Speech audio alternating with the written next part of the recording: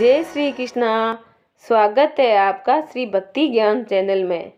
लक्ष्मी जी कहती है, हे वत्स, संध्या के समय द्वार पर दीप जलाकर तुमने मुझे प्रसन्न किया।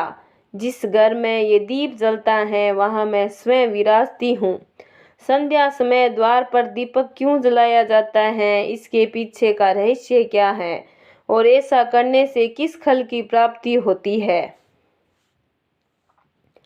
आप सभी ने संध्या के समय देखा होगा कि अधिकांश घरों के द्वार पर दीपक प्रज्वलित होता रहता है। ये देखकर आपके मन में एक प्रश्न जरूर उठता होगा कि आखिर ऐसा क्यों किया जाता है और द्वार पर दीपक जलाने से किस फल की प्राप्ति होती है। मैं आपके इस प्रश्न का उत्तर एक अत्यंत ही सुंदर कथा के माध्यम से देने जा रही हूँ, जिसे योगेश्वर भगवान श्री कृष्ण ने मुनि श्रेष्ठ देवर्षि नारद जी को सुनाई थी। एक बार की बात है, द्वारका नगरी में संध्या का समय था। सूर्य देव अपनी लालिमा बिखेरते हुए पश्चिम दिशा में अस्ताचल की ओर बढ़ रहे थे। चारों ओर आकाश में सुनहरी आभा छाई हुई थी। समुद्र की लहरें मंद मंद गुनगुना रही थी और समस्त द्वारका नगरी में एक दिव्य शांति व्याप्त थी। उस समय देवर्षि नारद जी नारायण नारायण का जाप करते हुए द्वारका नगरी में पधारे। जैसे ही वे भगवान श्री कृष्ण राजप्रसाद के समीप पहुंचे तो उन्होंने देखा भगवान श्री कृष्ण के द्वार पर एक दीपक प्रज्वलित हो रहा है। उसकी लौ स्थिर, उज्जवल और मोहक थी। ऐसा प्रतीत हो रहा था मानो वह केवल एक तेल और बाती से नहीं बल्कि श्रद्धा और भक्ति की ज्योति से जल रहा हो। नारद जी ने जब उस दीपक को द्वार पर जलते हुए देखा तो उनके मन में ये इस रहस्य को जानने की जिज्ञासा जाग उठी और वह भगवान श्री कृष्ण के समक्ष हाथ जोड़कर बोले, हे द्वारकाधीश, हे योगेश्वर, हे ये दीपक जो संध्या के समय आपके द्वार पर प्रज्वलित हो रहा है, इसका क्या रहस्य है। ये परंपरा क्यों निभाई जाती है और भक्त संध्या के समय अपने द्वार पर दीप जलाता है, उससे कौन सा पुण्य फल प्राप्त होता है। नारद जी द्वारा पूछने पर भगवान श्री कृष्ण मंद मुस्कान के साथ बोले, हे देवर्षि नारद, तुम्हारा ये प्रश्न अत्यंत उत्तम और लोक कल्याणकारी है। संध्या का दीप केवल प्रकाश नहीं, ये अज्ञान के अंधकार को मिटाने वाली ब्रह्मा ज्योति है। जो व्यक्ति श्रद्धा से संध्या दीप जलाता है वह न केवल अपने घर को आलोकित करता है बल्कि अपने कर्मों, विचारों और आत्मा को भी प्रकाशित करता है। हे मुनि श्रेष्ठ, संबंध में मैं तुम्हें एक पौराणिक कथा सुनाता हूँ जो इस दीपक के दिव्य रहस्य को प्रकट करती है। हे देवर्षि, बहुत समय पहले की बात है, जब अयोध्या नगरी शरण में शोभा से आलोलिक होती थी। उस पवित्र नगरी में धर्म, सत्य और मर्यादा का वास रहता था। मार्गों पर वेद मंत्रों की मधुर गूंज सुनाई देती थी और हर आंगन से पूजा की ध्वनि वातावरण को पवित्र बनाती थी। उस दिव्य भूमि में एक अत्यंत ज्ञानी, तपस्वी और धर्मशास्त्रों से निपुण ब्राह्मण रहता था, जिसका नाम सुदर्शन का जीवन ज्ञान का प्रकाश स्तंभ था। उसे वेद, उपनिषद, स्मृतियों, आरण्य, कौर, ब्रह्मसूत्र का गहन अध्ययन किया था। धर्मशास्त्र के प्रत्येक सूक्ष्म नियम की उसे पूरी जानकारी थी। यज्ञ, अनुष्ठान और वेद पाठ में उसकी निपुणता इतनी अद्भुत थी कि नगर के लोग उस ब्राह्मण श्रेष्ठ कहकर संबोधित करते थे। परंतु हे देवर्षि, उसके पास ज्ञान तो था किंतु भक्ति का मधुर रस उसके जीवन में नहीं था। वह पूजा करता था पर केवल एक कर्तव्य के रूप में। उसके हृदय में श्रद्धा की वह आदरता, प्रेम का वह भाव और समर्पण की वह गहराई नहीं थी जो किसी सच्चे भक्त के हृदय में होती है। उसके जीवन में यह कमी उसके ही घर में पूरित होती थी, क्योंकि उसकी पत्नी सुशीला एक अत्यंत पुण्यवती, सती और भक्तिमती नारी थी। सुशीला का जन्म ही मानव भक्ति के लिए हुआ था। उसका मन हर क्षण ईश्वर में रमा रहता था। उसके नेत्रों में सदा भक्ति की अश्रुधारा झिलमिलाती रहती थी और उसकी वाणी में हर समय भगवान विष्णु के नाम की मधुर गूंज निकलती थी।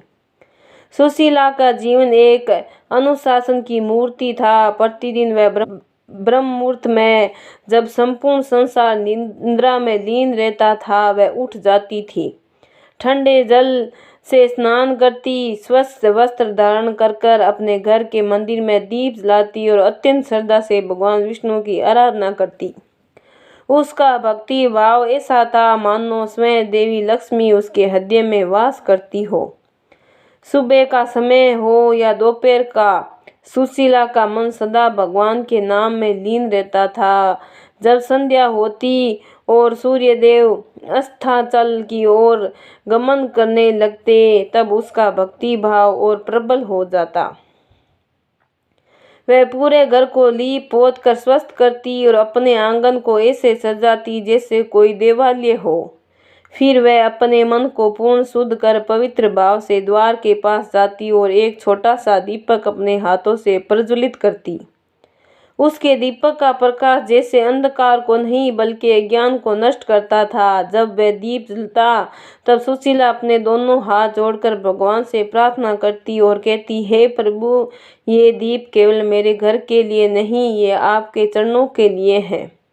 इसमें मैं अपनी श्रद्धा की ज्योति अर्पित करती हूँ। मित्रों, आगे भगवान श्री कृष्ण कहते हैं, हे देवर्षि, एक दिन संध्या का समय था।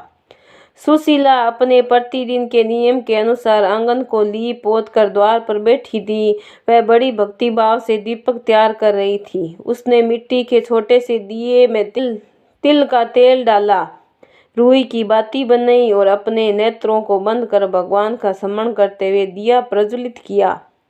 उसी समय उसका पति सुदर्शन वहां आ गया और सुशीला का उपवास करते हुए बोला, वल्लभ, तुम ये दीप प्रतिदिन क्यों जलाती हो? इससे क्या लाभ होता है? यह तो व्यर्थ ही तेल की बर्बादी है। अपने पति के मुख से ये शब्द सुनकर सुशीला शांत हो गई। उसने कोई क्रोध नहीं किया, कोई कटु वचन नहीं कहा। वह धीरे से उठी और अपने पति के सम्मुख जाकर अत्यंत विनम्रता से बोली, हे स्वामी, ये दीप केवल तेल और बाती से नहीं जलता, ये मेरी श्रद्धा से जलता है। ये दीपक मेरे हृदय की भक्ति का प्रतीक है। इससे घर में देवी लक्ष्मी का आगमन होता है और धर्म का प्रकाश फैलता है। अपनी पत्नी की ये बात सुनकर सुदर्शन को तर्क और ज्ञान के अभिमानों में डूबा था। हंसकर बोला, हे वल्लभ, यदि ये दीप इतना चमत्कारी है तो ठीक है, मैं भी देखना चाहता हूँ कि क्या तुम ये किसी संकट से बचा सकता है। वैसे तो मुझे ये सब अंधविश्वास प्रतीत होता है। अपने पति की इन बातों को सुनकर सुशीला को बहुत दुख हुआ, परंतु उसने कुछ नहीं कहा। उसने केवल शांत स्वर में इतना कहा, स्वामी, संकट के समय भक्ति की परीक्षा होती है और जो भक्ति सच्ची होती है वह हर परीक्षा में उत्तीर्ण होती है। इतना कहकर वह घर का काम करने लगी। धीरे धीरे समय बीतता गया, ऋतु बदलती समय बदला। फिर एक दिन अचानक से कुछ ऐसा घटित हुआ जो सुदर्शन के जीवन की दिशा ही बदल देने वाला था। अयोध्या नगरी पर एक भयंकर अकाल का प्रकोप छा गया। आकाश महीनों तक सूना पड़ा रहा। बादल आते तो थे पर बरसते नहीं थे। खेत सूख गए, तालाबों का जल समाप्त हो गया, धरती की गोंद में दरारें पड़ गई। संपूर्ण नगर भय और पीड़ा में डूब गया। अनाज के दाम आकाश छूने लगे। भूख के कारण बच्चे रोने चीखने लगे। माता पिता ऐसा ही होकर उन्हें निहारते। धीरे धीरे वह अकाल इतना बढ़ा कि राजमहल तक में अन्न की कमी होने लगी। आगे श्री कृष्ण जी कहते हैं, हे देवर्षि, उस विपत्ति की अग्नि से सुदर्शन का घर भी अछूत ना रहा। जिस घर में कभी यज्ञों का धुआं उड़ता था वहां अब चूल्हा तक ठंडा पड़ा था। वेद पाठ का स्वर अब भूख की आह से दब गया था। घर में रखे अन्न के दाने समाप्त हो चुके थे और जल का एक पात्र तक दुर्लभ हो गया। सुदर्शन को स्वयं को बड़ा ज्ञानी समझता था, अब विवश हो गया। उसके मुख पर निराशा की रेखाएं उभर आई, परंतु इतना सब कुछ होने के बाद भी सुशीला का विश्वास अधिक था। उसने अपने प्रभु में विश्वास कभी नहीं छोड़ा। वह भूखी रह देती, परंतु दीपक फिर भी जलाती थी। उसने अपने नेत्रों में आशा की ज्योति रखी और अपने पति से कहा, स्वामी, ये दीप चाहे कितना ही छोटा हो, पर इसका प्रकाश मेरे विश्वास से बड़ा है। जब तक ये दीप जलेगा हमें कुछ नहीं होगा। वह हर संध्या उसी प्रकार द्वार पर दीप प्रज्वलित करती रहती। उसके घर में अन्न जल समाप्त हो चुका था। इसके बाद भी वह दीप जलाती थी, क्योंकि ईश्वर के प्रति उसका विश्वास अटल था। वह देवर्षि समय वह रात बड़ी अद्भुत थी। चारों ओर भयंकर अंधकार फैला हुआ था। आकाश में ना तारा झिलमिला रहा था, ना चंद्रमा की कोई किरण धरती पर उतर रही थी। दिशाएं मौन थी, वायु थमी हुई थी और अयोध्या की गलियां सुनी पड़ी हुई थी। हर घर में भूख और चिंता का साया था, परंतु सुदर्शन के द्वार पर फिर भी एक दीपक जल रहा था। वही संध्या दीप जिसे सुशीला हर दिन जलाती थी। वह दीप उस रात पहले से अधिक उज्जवल था। उसकी लो मानो किसी अदृश्य शक्ति का संकेत दे रही थी। सुशीला उस दीप के सामने बैठी हुई प्रभु का स्मरण कर रही थी। उसके नेत्रों में थकान थी, पर विश्वास की आभा अब भी झिलमिला रही थी। उसके हृदय में बस एक ही भाव था, प्रभु, मेरा दीप आपका प्रतीक है। जब तक ये जलता रहेगा मेरा मन भी आपके चरणों से जुड़ा रहेगा। वह मन ही मन परमात्मा से प्रार्थना कर ही रही थी, तभी अचानक से वातावरण में एक अद्भुत परिवर्तन हुआ। दीपक की लो एकाएक ऊंची उठी और चारों ओर एक दिव्य प्रकाश फैल गया। सुशीला ने चकित होकर इधर उधर देखा। उसे समझ में नहीं आ रहा था कि उसके साथ क्या हो रहा है। तभी उसकी दृष्टि द्वार पर पड़ी, जहाँ एक अत्यंत सुंदर, तेजोमयी और दिव्य स्त्री खड़ी थी। उसका रूप ऐसा था कि वर्णन करना कठिन था। उनके वस्त्र स्वर्ण के समान चमक रहे थे। उनके नेत्रों से करुणा की मधुर किरणें निकल रही थी। उनके चरणों में स्पर्श से पृथ्वी पर पुष्प खिल उठे। हे देवर्षि, वह कोई साधारण नारी नहीं थी। वह धन की देवी महालक्ष्मी जी थी, जो समस्त ऐश्वर्य, सौभाग्य और करुणा की देवी थी। देवी लक्ष्मी को देखकर सुशीला का हृदय भक्ति से भर उठा। उसने तुरंत अपने दोनों हाथ जोड़ लिए। उसके नेत्रों से आंसुधारा बह निकली। वह कुछ बोल ही नहीं पाई, बस श्रद्धा से झुककर देवी के चरणों में गिर पड़ी। लक्ष्मी जी ने करुणा भरी दृष्टि से उसकी ओर देखा और मधुर स्वर में बोली, पुत्री सुशीला, उठो, मैं तुम्हारी भक्ति से अत्यंत प्रसन्न हूँ। तुमने कठिन तम समय में भी अपने नियम को नहीं छोड़ा। जब संसार भय और भूख से डगमगा गया, तब भी तुम्हारे दीप की ज्योति बुझी नहीं। तुम्हारा ये दीप न केवल तुम्हारे घर को बल्कि संसार को भी प्रकाशमान करता है। मांगो, तुम्हें क्या वर चाहिए। माता लक्ष्मी के इन वचनों को सुनकर सुशीला ने हाथ जोड़कर कहा, हे माँ, मुझे कोई धन, वैभव या अमूल्य रत्न नहीं चाहिए। मुझे बस इतना वर दो कि मेरे घर का दीप कभी ना बुझे। ये दीप सदा आपके चरणों में जलता रहे। मेरे कुल में सदा धर्म, शांति और सुख का वास बना रहे और किसी भी युग में मेरे वंशज इस दीप की महिमा को भूले ही नहीं। सुशीला के निश्चल और कोमल स्वभाव को देखकर देवी लक्ष्मी मुस्कुराने लगी। उनके नेत्रों में मातृ का तेज और कृपा का सागर उमड़ आया। उन्होंने अपना हस्त सुशीला के मस्तक पर रखा और मधुर वाणी में कहा, तथास्तु पुत्री, तुम्हारे घर में सदा प्रकाश रहेगा, ये दीप कभी नहीं बुझेगा। और जो मनुष्य संध्या के समय श्रद्धा और भक्ति से दीप प्रज्वलित करेगा, उसके जीवन में दरिद्रता, रोग और भय सदा दूर रहेंगे। उसके द्वार में सदा मेरा स्थायी निवास होगा और देवता स्वयं उसकी रक्षा करेंगे। ये दीप केवल तेल का नहीं, श्रद्धा का प्रतीक होगा। जो इस दीप को सच्चे भाव से जलाएगा, उसका जीवन अलौकिक हो जाएगा। ये कहते हैं कि देवी का स्वर धीरे धीरे मंद होने लगा। उनके चारों ओर प्रकाश और भी फैल गया और माता लक्ष्मी अदृश्य हो गई। अब वहाँ केवल दीपक की लौ जल रही थी, परंतु उस लौ में अब भी देवी लक्ष्मी का आशीर्वाद झिलमिला रहा था। सुशीला ने अश्रुपूरित आंखों से दीपक की ओर देखा और सिर झुकाकर प्रणाम किया। उसका हृदय शांति और आनंद से भर गया, क्योंकि उस क्षण उसे अनुभव हुआ कि भक्ति कभी व्यर्थ नहीं जाती और सच्ची श्रद्धा स्वयं ईश्वर को प्रकट कर देती है। आगे भगवान श्री कृष्ण ने नारद जी से कहते हैं, हे देवर्षि, संध्या तो सुशीला के लिए जैसे किसी चमत्कार की रात थी। अगले दिन भोर का अरुणोदय हुआ। सुदर्शन की निद्रा खुली और जब उसने नेत्र खोले तो जो दृश्य उसके सामने था, उसे देखकर वह स्तंभ रह गया। जहाँ कल तक उसके घर की ठोकरें सुनी थी, वहाँ अनाज से भरे बर्तन रखे थे। धान, गेहूँ, चावल और खल सब्जियां सुव्यवस्थित रूप से रखी थी। घर के आंगन में मधुर सुगंध फैली हुई थी, मानो वंश स्वयं वहां उतर आया है।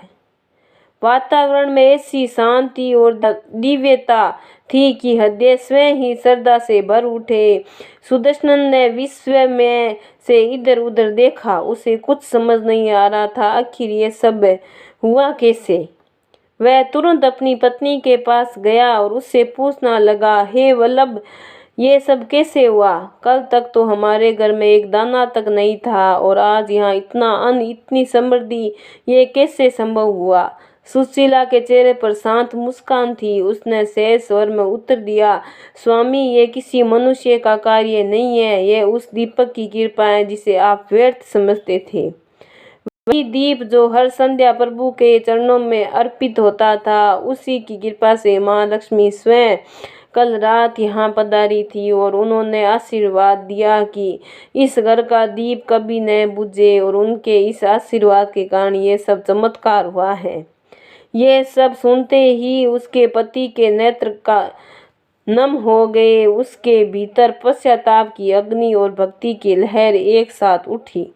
वह भाव बेहाल होकर बोला, सच कहा तुमने सुशीले, मैं ज्ञान के अभिमान में अंधकार में जी रहा था और आज इस छोटे से दीप ने मुझे प्रकाश का सच्चा अर्थ सिखाया।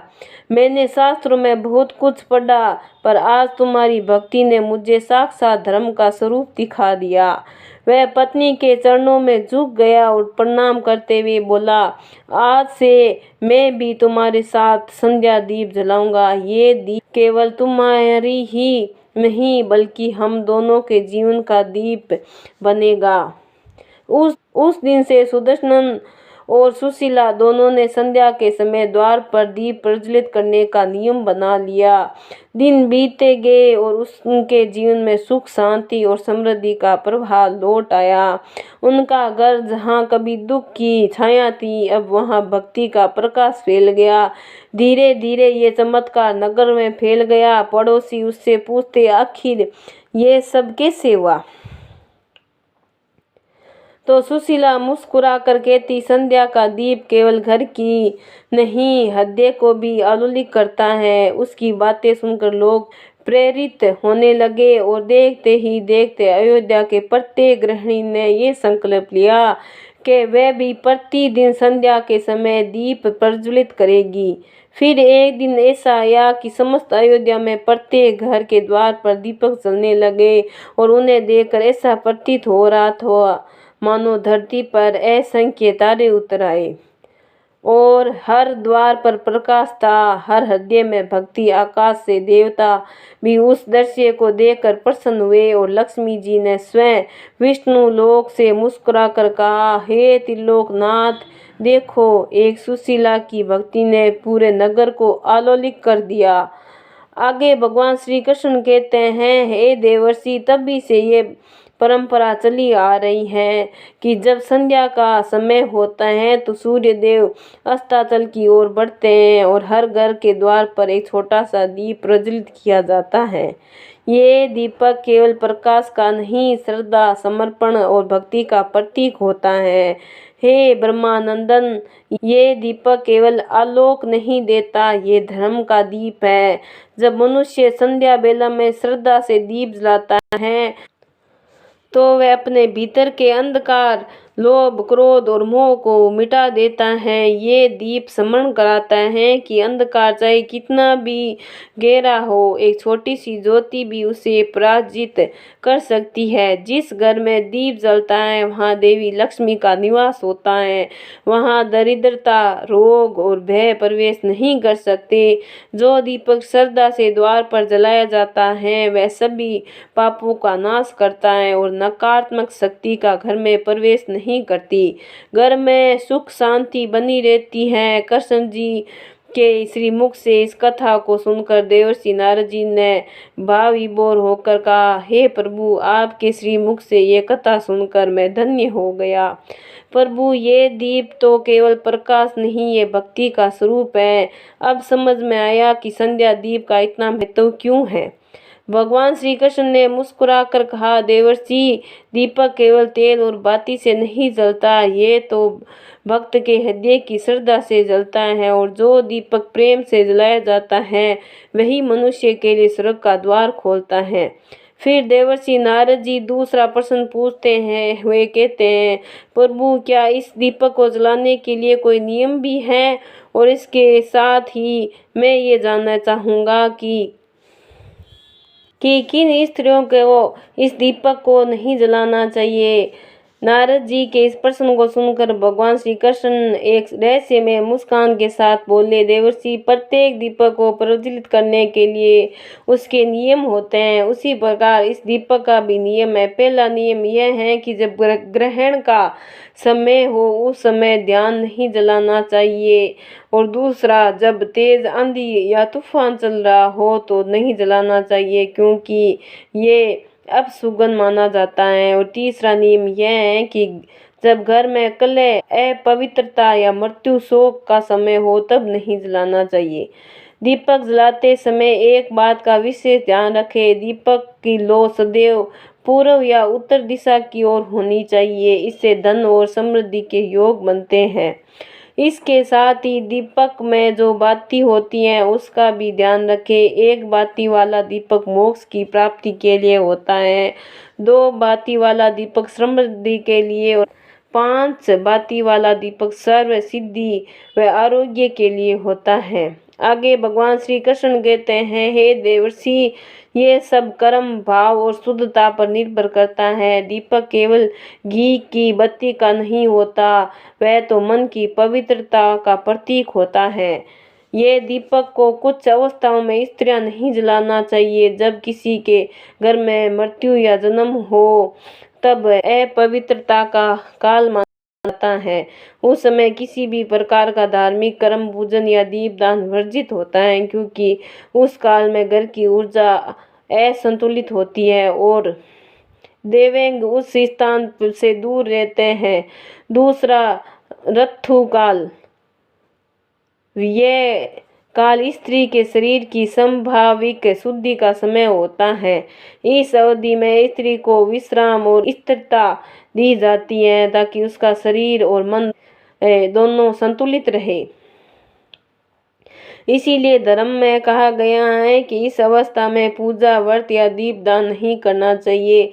जब शरीर की ऊर्जा पुनः शुद्ध हो जाती है तब वह पुनः इन कार्यों में सम्मिलित हो सकती है। तीसरा, क्रोध, अशांति या शोक की अवस्था। जब स्त्री इन अवस्था में हो तो उसे दीपक नहीं जलाना चाहिए, क्योंकि दीपक तभी प्रभावी होता है जब मन शांत और भाव श्रद्धा से भरा हो। क्रोधित या दुखी मन से जलाया गया दीपक प्रकाश नहीं देता, प्रकाश तो देता है पर आशीर्वाद नहीं लाता। आगे श्री कृष्ण कहते हैं, हे देवर्षि, इसी प्रकार से आज का ये प्रसंग समाप्त हुआ। अगर आपको मेरी कहानी अच्छी लगी है तो लाइक सब्सक्राइब जरूर करें। बहुत बहुत धन्यवाद।